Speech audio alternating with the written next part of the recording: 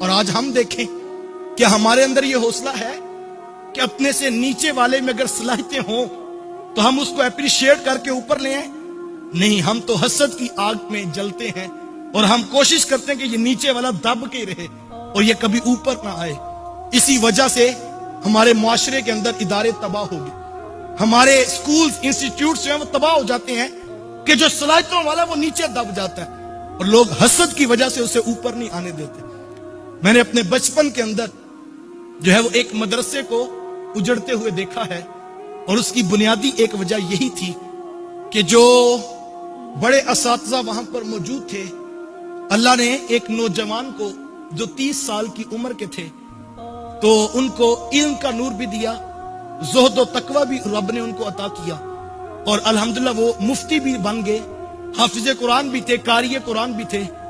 18 سے 20 گھنٹے وہ مدرسے میں بیٹھ کر ڈیوٹی دیا کرتے، تو ادارے کے منتظمین ان کی وہ صلاحیتیں دیکھ رہے تھے، تو انہوں نے ان کو بلا کر کے ناظمیت کا عہدہ ان کو دے دیا کہ آپ آج کے بعد ناظم ہیں مدرسہ کے۔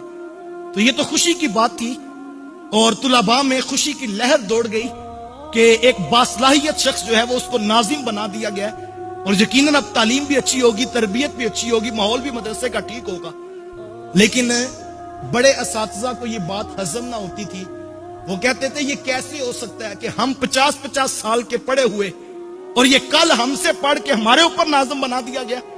کاش کہ وہ یہ سوچتے کہ میاں جس سفر میں تمہیں 50 سال لگے ہیں، جس رب نے 50 سال میں تمہیں عطا کیا ہے، وہ کریم کسی کو 30 سال میں نہیں عطا کر سکتا۔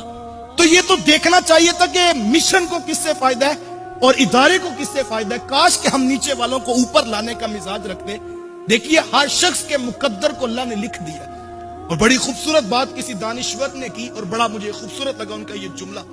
وہ کہنے لگے جو شخص کسی کو دیکھ کر الجھتا ہے اور یہ پریشان ہو جاتا ہے کہ اس کو اتنی دولت کہاں سے مل گئی، یہ ہمارے معاشرے میں تبصرے ہوتے نہیں ہیں۔ وہ کہتے جی ہم تو 30 سال ہو گئے کاروبار کرتے ہوئے، ہمارا تو 5 مرلے کے مکان ہے، یہ کل کا نوجوان مارکیٹ میں آیا ہے تو اس نے کیسے ڈیفنس میں پلاٹ لے کر گھر بنا لیا۔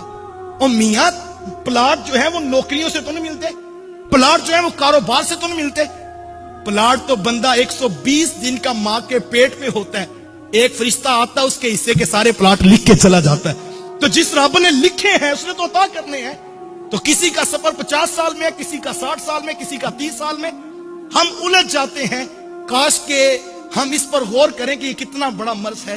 تو وہ دانشور کہتے ہیں جو اصل میں حاسد شخص ہے، جس سے حسد کر رہا ہے، اس سے نہیں الجھتا، اصل میں اپنے رب کی تقسیم کے اوپر اعتراض کرتا ہے کہ اس کو یہ دیا کیوں گیا ہے۔ یار دینے والا تو رب ہے، وہ خود فرماتا ہے قل اللہم مالک الملک تؤتی الملک من تشاء وتنزع الملک ممن تشاء وتعز من تشاء وتذل من تشاء۔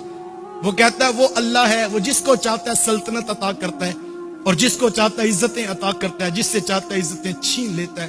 صاحب اگر من تشاء کا مفہوم سمجھ آ جائے تو پھر انسان اپنے بھائی سے الجھ نہیں سکتا۔